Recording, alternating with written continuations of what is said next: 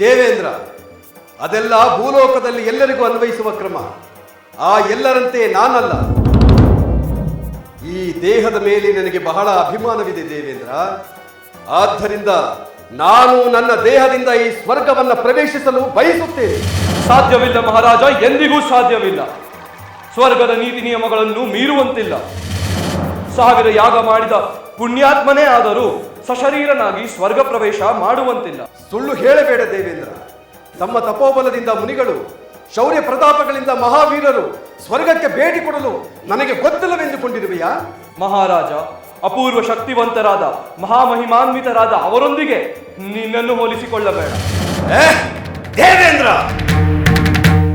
ಅಯೋಧ್ಯಾಧಿಪತಿಯಾದ ಈ ತ್ರಿಶಂಕು ಮಹಾರಾಜನನ್ನು ಸಾಮಾನ್ಯನೆಂದುಕೊಂಡಿರುವೆಯಾ?